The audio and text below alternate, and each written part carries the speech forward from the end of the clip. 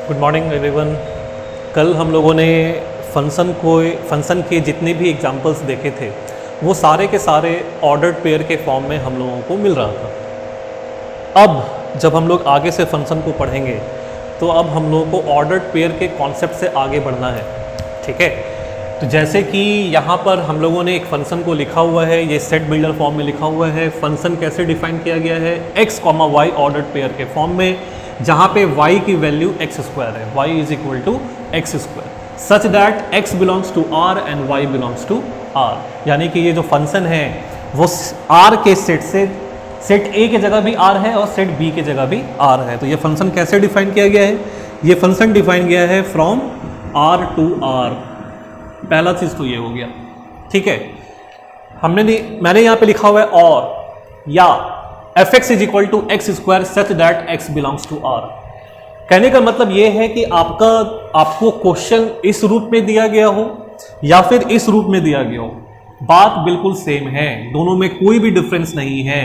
ये set builder form है। हम लोगों ने क्या करा है कि इस पूरे सेट बिल्डर फॉर्म से जो रूल था y is equal to x square, इस रूल को उठा के यहाँ पे हम लोगों ने सिर्फ रूल को लिखा हुआ है और साथ ही साथ बता दिया है कि जो x की वैल्यू है वो रियल नंबर में होंगे।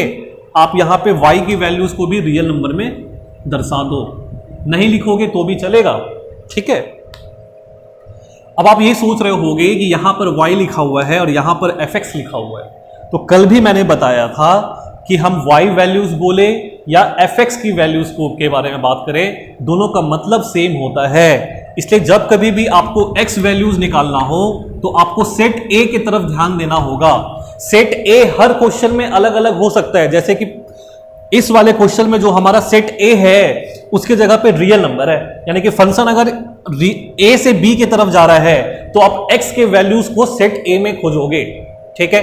और अगर फंक्शन जो आपकी जो y की वैल्यूज है उसको अगर आपको खोजना है तो आप कहां पे खोजोगे? आप उसको सेट b में खोजोगे, जो कि हमारे इस क्वेश्चन में फिर से एक रियल नंबर, ठीक है।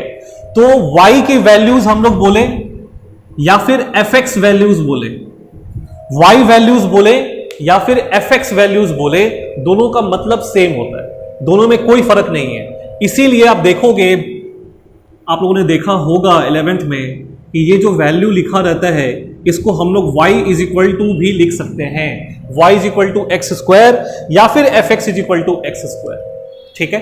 तो इसमें कंफ्यूजन बिल्कुल नहीं रखना है आप लोगों को, आप लोग नोट डाउन करो और फिर अब हम लोग इसके आगे बढ़ने वाले हैं।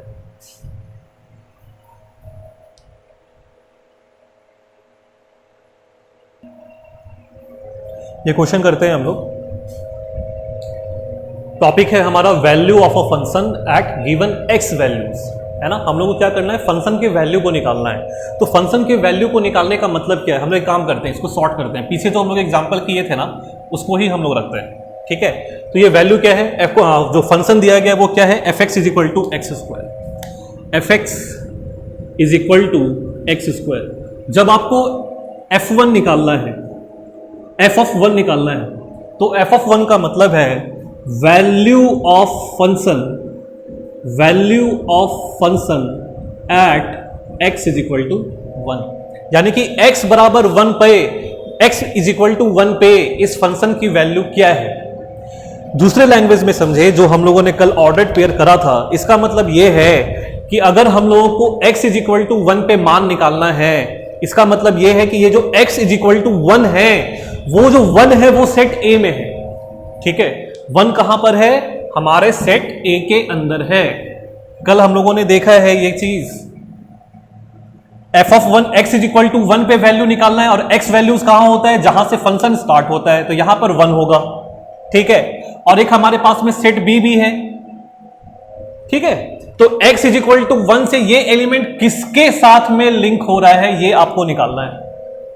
बात को समझिए, बहुत ही अच्छे से समझना है। जब आपको x इज इक्वल टू 1 पे फंक्शन के वैल्यू को निकालना है, इसका मतलब यह है कि डोमेन में x इज इक्वल टू 1 है, तो डोमेन में जो x इज इक्वल टू 1 है उस 1 का इमेज क्या है, या फिर वो 1 किस एलिमेंट के साथ में एसोसिएटेड है, वो वैल्यू ही क्या कहलाएगा? वो वैल्यू ही कहलाएगा f ऑफ 1, वो वैल्यू ही कहलाने वाला है f ऑफ 1। तो हमारे क्वेश्चन में जब fx की वैल्यू एक्स स्क्वायर थी और जब आप x इज इक्वल टू 1 यहां पर रखोगे, ठीक है, x इज इक्वल टू 1 यहां पे रखोगे और यहां पे भी रखोगे, तो आपको क्या मिलेगा? आपको मिलेगा f of 1 is equal to 1 का square which is equal to 1। तो f ऑफ 1 की वैल्यू कितनी मिल रही है? 1 मिल रही है। तो हम लोग यहां पे क्या लिखते हैं? हम लोग यहां पे 1 लिखते हैं, यानी कि 1 का जो एसोसिएशन है वो 1 के साथ ही है। जब आपको f ऑफ 2 निकालना था तब आप क्या करोगे? आप 2 का स्क्वायर करोगे तो आपको जो वैल्यू मिलेगी वो क्या होने वाली है? वो 4 मिलेगा। इसका मतलब डोमेन में जो x इज इक्वल टू 2 था, डोमेन में जो x इज इक्वल टू 2 था, उसका जो इमेज आ रहा है वो कितना आ रहा है? वो 4 आ रहा है। क्लियर है ये बात? चलिए,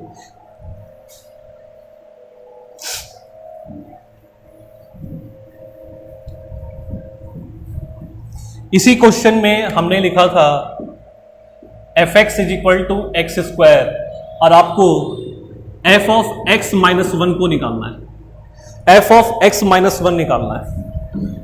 तो ये जो x माइनस 1, जिस तरह से हम लोग x is equal to 1, x is equal to 2 के लिए सॉल्व कर रहे थे, ठीक वही प्रोसीजर रहेगा। हमको ऊपर इस स्टेटमेंट में हमारा जो फंक्शन का जो रूल है, उस रूल में जहां जहां x दिख रहा है वहां वहां हम लोग ये वैल्यूज को उठा के रखने वाले हैं। बहुत ही सिंपल। जब 1 था तो 1 हम लोगों ने इस दोनों जगह पे रखा था, जब यहां पर 2 था तो 2 को हम लोगों ने इस दोनों जगह पर रखा था। तो जब हमारे पास में x माइनस 1 है तो हम लोग इस x माइनस 1 को यहां भी रखेंगे और यहां पे भी रखेंगे। तो यहां पे वैल्यू क्या मिल जाएगा? x के जगह हम लोग को क्या रखना होगा? x माइनस 1 के होल स्क्वायर को, which is equal to x square minus 2x plus 1। ठीक है,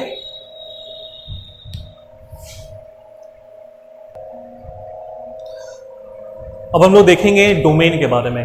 अगर हम लोग को फंक्शन दे दिया गया है तो हम लोग डोमेन कैसे निकालते हैं। तो हम लोग जो पहला फॉर्मेट ले रहे हैं उसमें जो फंक्शन डिफाइन किया गया है वो कैसे डिफाइन किया गया है? px बाय qx के फॉर्म में। अब यहां पे px और qx क्या होने वाला है? px एंड qx,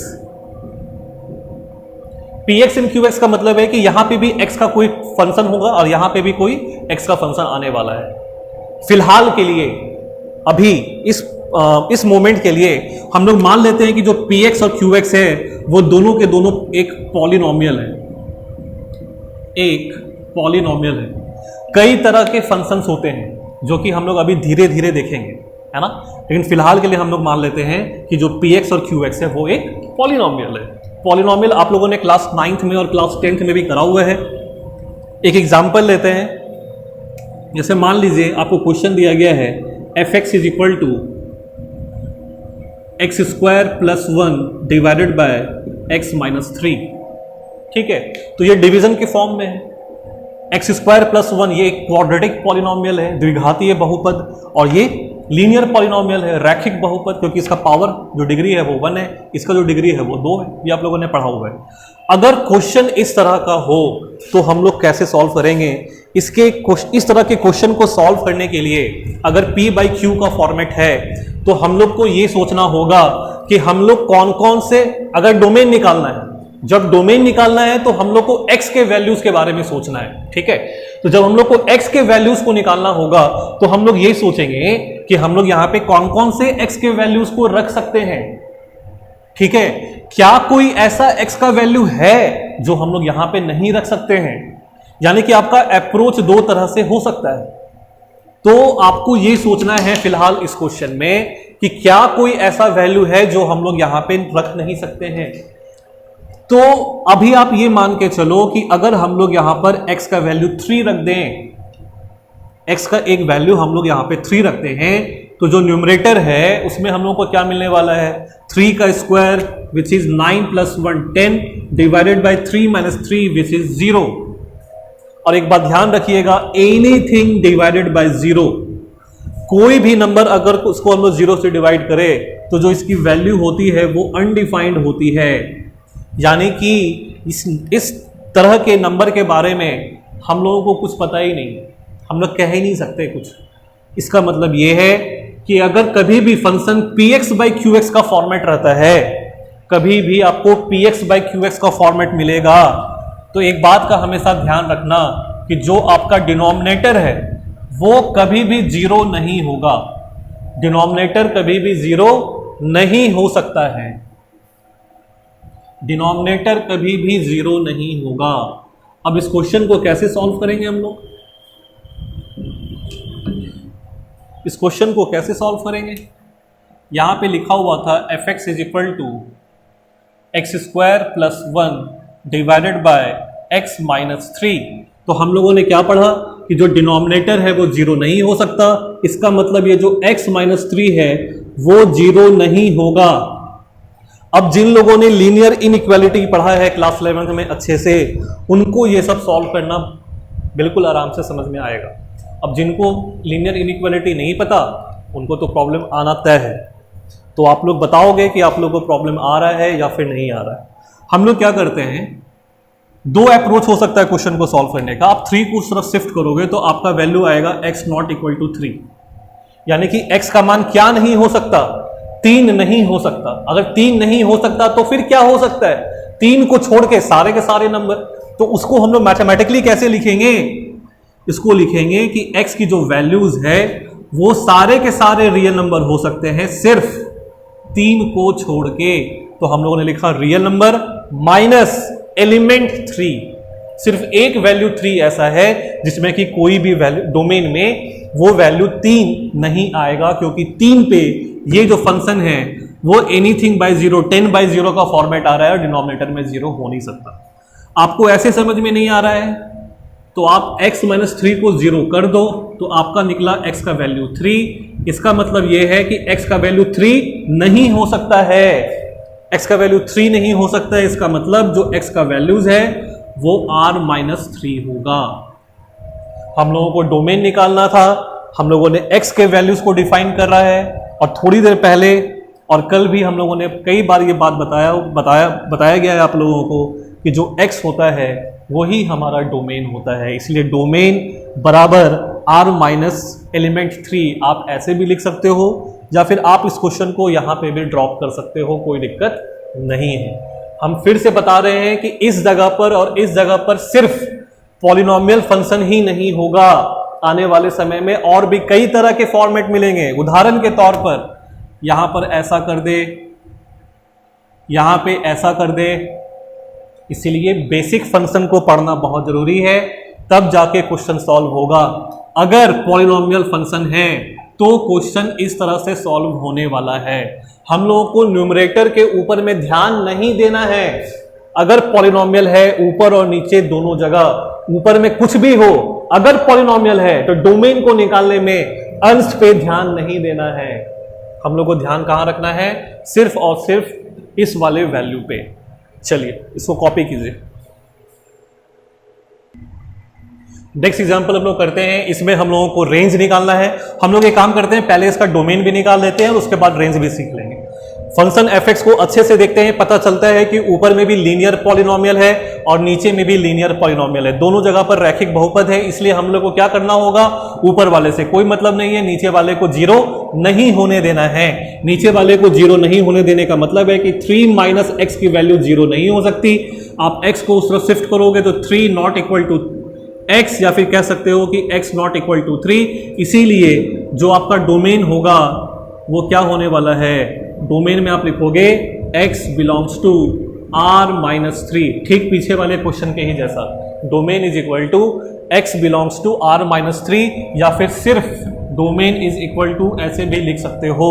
दूसरा तरीका DOM of f is equal to r minus 3, अपना अपना तरीका है, ठीक है। अब हम लोग सीखेंगे कि हम लोगों को रेंज कैसे निकालना है। रेंज निकालने का आपका सबसे पहला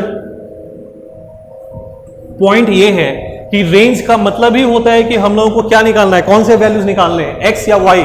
हम लोग को y का वैल्यू निकालना है, ठीक है। तो हम लोग क्या करेंगे, यहां पे इस फंक्शन को y लिखेंगे, ठीक है। जैसे ही हम लोगों ने इस क्वेश्चन को y is equal to x minus 2 divided by 3 minus x के रूप में लिख लिया, तो हमारा काम ये है, अभी फिलहाल समझो आप, ये जो y है ये लिखा हुआ है x minus 2 divided by 3 minus x. इसका मतलब ये है, आप यहाँ पे ध्यान से अगर देखते हो तो इक्वल टू के लेफ्ट हैंड साइड में सिर्फ y है और इक्वल टू के राइट हैंड साइड में x के टर्म्स हैं। यानी कि y का टर्म अलग और x का टर्म अलग है, ठीक है। और y बराबर x का टर्म्स लिखा हुआ है, y is equal to x का टर्म्स यहां पर है।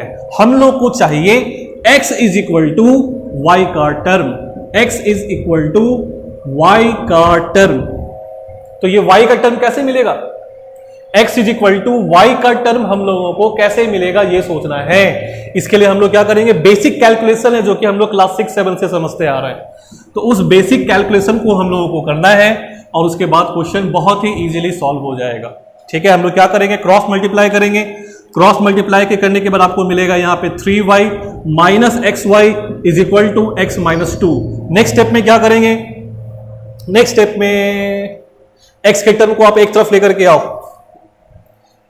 इस x को इधर लेकर के आओ, y को उधर लेकर के आओ, तो आपको मिलेगा ये 3y minus 2 is equal to x plus x y, x plus x Y.